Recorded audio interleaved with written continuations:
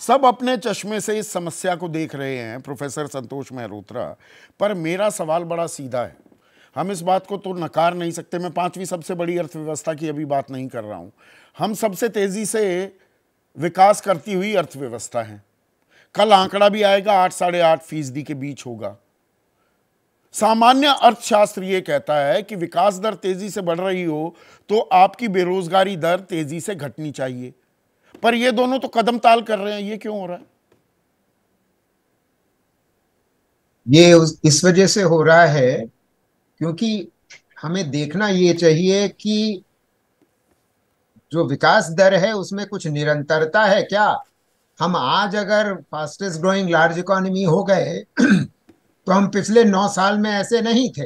Point ये है, देखिए 2004 से 14 के बीच में जो हमारी विकास दर थी, यानी कि जीडीपी ग्रोथ रेट थी, वो 8% थी। वो पिछले 9 साल में घट करके 5.7% क्यों हो गई? तो पहली दिक्कत वो है।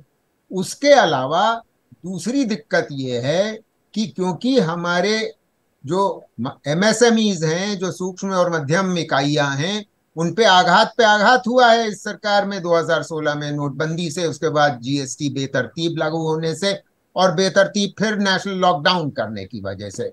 तो जो रोज एक तो ग्रोथ रेट कम हो गई, उसके ऊपर से जो ग्रोथ रेट है भी उसमें सिर्फ ऑर्गेनाइज सेक्टर को जो में नौकरी थोड़ी बहुत बढ़ रही है, असंगठित क्षेत्र में नहीं बढ़ रही है। दिक्कत यह है, असंगठित क्षेत्र अधिकतर एमएसएमई से और भरा हुआ। 94% हमारा अनऑर्गेनाइज सेक्टर है।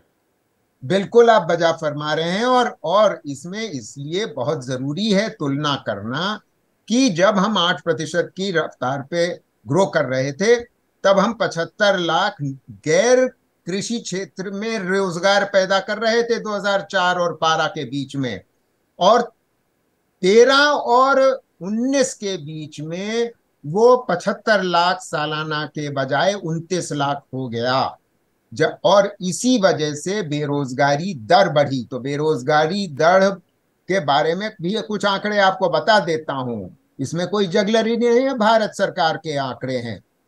इसमें आप पाइएगा ये कि जो स्नातकों की बेरोजगारी दर थी 2012 में, वो 20% थी।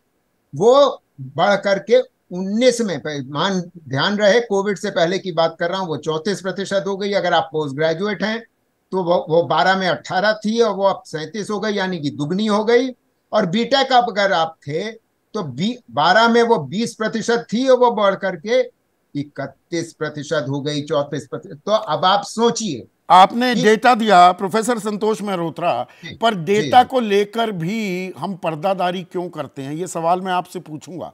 दर्शकों की जो राय है वो साझा कर रहे हैं हमसे लगातार, वो आपसे साझा करूंगा। जैसे ही घड़ी का काटा दोपहर 2:30 पे आए, बबीता जी का दिल सास बहू साजिश के लिए मचल जाए। और ये है इनकी बहू, पूरे दिन ऑफिस की टेंशन हो जाए गॉन जब ये करें अपना फेवरेट शो फ्री टाइम पे ऑन।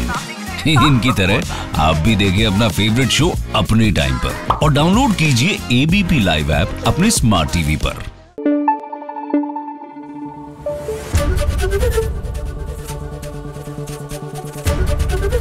एबीपी न्यूज आपको रखे आगे।